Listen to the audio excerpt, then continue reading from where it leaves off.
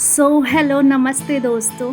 हरिद्वार की दिव्यता को महसूस करने के बाद अब हम अपने होटल से निकल चुके हैं ऋषिकेश के लिए। हरिद्वार की सुबह और ऋषिकेश की यात्रा ये दिन मेरे ट्रिप का सबसे खूबसूरत दिन था। हरिद्वार से ऋषिकेश की दूरी लगभग 30 मिनट्स टू 45 मिनट्स है और रास्ते भर ऊंचे ऊंचे पहाड़ और गंगा के शानदार नज़ारे दिखे। हर मोड़ पर ऐसा लग रहा था जैसे प्रकृति अपनी नई खूबसूरती दिखा रही है। मैंने हर एक खूबसूरत व्यू को कैमरे में कैद किया है क्योंकि ये पल सच में बहुत यादगार है और दोबारा कब आएगा इसका पता नहीं।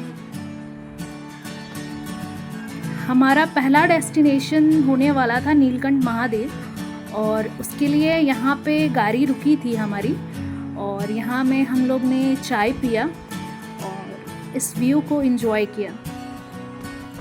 हम लोग मॉर्निंग 6:30 को ही हरिद्वार से निकल चुके थे। आप लक्ष्मण झूला के पास से भी स्कूटी रेंट कर सकते हैं या फिर कार रेंट कर सकते हैं या फिर शेयरिंग बोलेरो भी चलता है जो कि नीलकंठ महादेव को जाता है, जिसका प्राइस आपको 300 पर हेड के अराउंड होता है, तो आप वो भी बुक कर सकते हैं।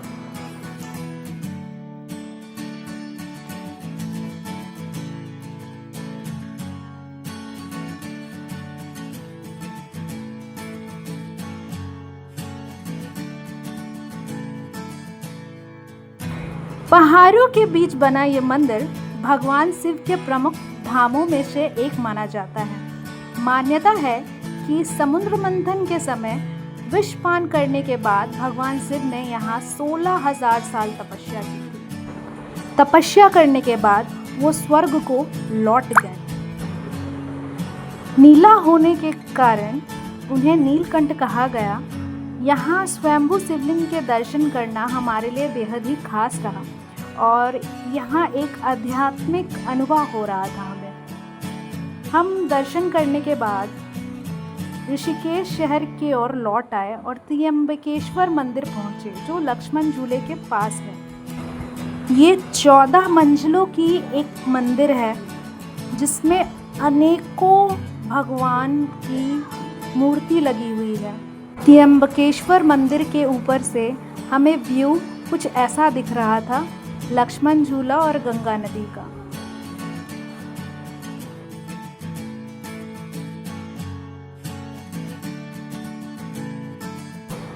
ऋषिकेश सिर्फ आध्यात्मिकता के लिए ही नहीं बल्कि एडवेंचर के लिए भी मशहूर है। यहाँ रिवर राफ्टिंग, बंजी जंपिंग और कई रोमांचक एक्टिविटीज़ होती रहती है। साथ ही यहाँ की गलियाँ, कैफ़े, लोकल मार्केट का अपना अलग आकर्षण है। हम लोग लोकल मार्केट घूमने के बाद और लंच करने के बाद निकल गए लक्ष्मण झूला के लिए और ये लक्ष्मण झूला का एंट्री है। लक्ष्मण झूला में 5 मुखी हनुमान जी का मूर्ति है, सामने आप देख सकते हो। और 2026 में ही ग्लास ब्रिज साइड से बनाया गया है जो कि काफ़ी अट्रैक्टिव था। फिर हम लोग निकल चुके हैं आगे राम झूला की ओर। हम लोग चलते चलते थक गए थे तो हम लोगों ने स्कूटी रेंट कर लिया था। ये ऋषिकेश की गलियां हैं। ये बहती गंगा को देखकर और ये जो ठंडी हवाएं चारों तरफ से चल रही थी, काफ़ी शांत वातावरण मन को बहुत ही सुकून दे रहा था। विद इन अ डे आप एक दिन में ऋषिकेश कितना और कैसे घूम सकते हो और क्या किसकी प्राइसिंग रहेगी, इस वीडियो में मैंने ये बताया है।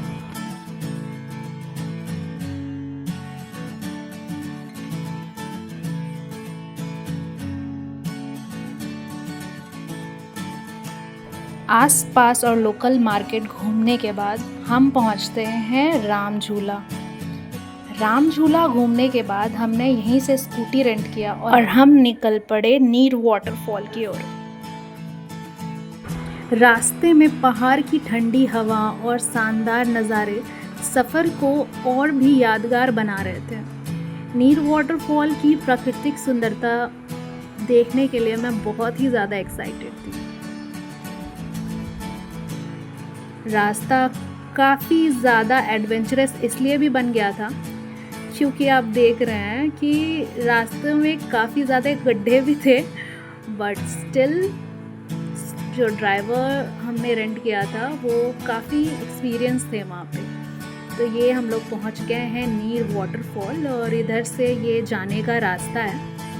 ऐसे तो वाटरफॉल्स मैंने कई देखे हैं, लेकिन नीर वाटरफॉल उस टाइम पे काफ़ी ज़्यादा ब्यूटीफुल लग रहा था। हाँ, थोड़ा पानी कम था जस्ट बिकॉज कि मैं जून के मंथ में गई थी, मानसून में नहीं गई थी। मानसून के टाइम पे बहुत ही हैवी फ्लो होता है वहाँ। और फिर हम लोग निकल पड़े थे व्यू पॉइंट के साइड। पहाड़ों के जो घुमावदार रास्ते होते हैं, इस पे स्कूटी से जाना एक अलग ही एडवेंचर और एक अलग ही एक्सपीरियंस होता है।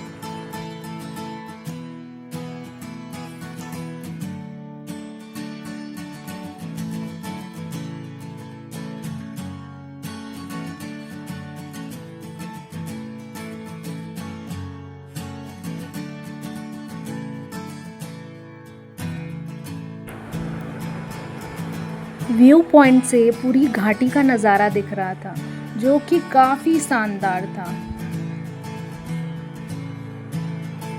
हम लोग ने यहाँ एंजॉय किया, मैगी खाया, चाय पिया और इस ब्यूटीफुल से मोमेंट को अपने कैमरे में कैप्चर किया।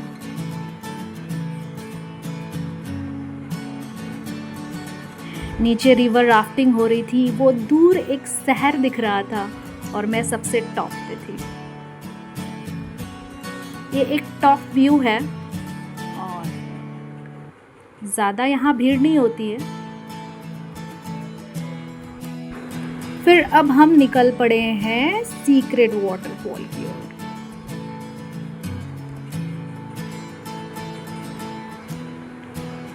जो भीड़ से काफ़ी दूर है, बिल्कुल शांत जगह पे थी ये। रास्ता कुछ ऐसा दिख रहा था।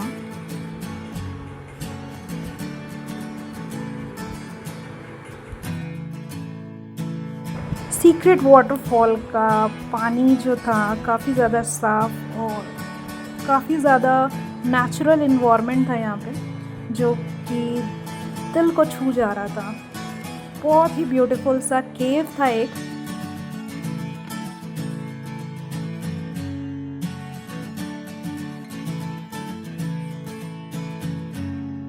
वाटरफॉल देख के मुझसे तो रहा नहीं गया और मैं बोली मैं तो चली, और मैं निकल पड़ी अपने एडवेंचर पे। मैंने सोचा कि मैं नहा लेती हूँ। फिर मैं सोच रही थी कि मैं कपड़े तो लेके आई नहीं हूँ, फिर मैं जाऊँगी कैसे। पर मैंने सोचा छोड़ो यार, ज़िंदगी ना मिलेगी दोबारा मेरे यार, जस्ट एन्जॉय द मोमेंट। मैंने डिसाइड किया कि मैं तो वाटरफॉल में जा रही हूँ भीगने। And here I am. But हमें जल्दी भी निकलना था, तो मैंने बोला कि एक और बार ये मैं बड़े वाले वाटरफॉल में नहा रही हूँ। वाटरफॉल का जो फोर्स आ रहा था पानी का काफ़ी ज़्यादा था। मैं तो हिले जा रही थी। मैंने बोला बस बस हो गया। बहुत चोट लग रही थी एक्चुअली में मुझे। फिर मैं वहाँ जाके बैठ गई। काफ़ी ठंडा ठंडा पानी था, मन को काफ़ी सुकून मिल रहा था यहाँ पे। यहाँ पे छोटे छोटे फिश थे जो कि मेरे पैरों का पेडिक्योर कर रहे थे, और काफ़ी ठंडा पानी था तो काफ़ी रिलैक्सिंग था मेरे लिए, और काफ़ी इन्जॉय किया मैंने वहाँ। फिर हम निकल पड़े वापस अपने त्र्यंबकेश्वर टेम्पल के पास, लक्ष्मण झूला के पास। देन वहाँ से फिर हम वापस हरिद्वार आ गए। रास्ते में छोटे छोटे मंदिरों के दर्शन किए और पूरे दिन की खूबसूरत याद के साथ हमारा ये शानदार दिन ख़त्म हुआ। अगर आपको हमारा ये ऋषिकेश ट्रैवल ब्लॉग पसंद आया तो वीडियो को लाइक करें, चैनल को सब्सक्राइब करें। अगले ब्लॉग में फिर मिलेंगे एक नई जगह।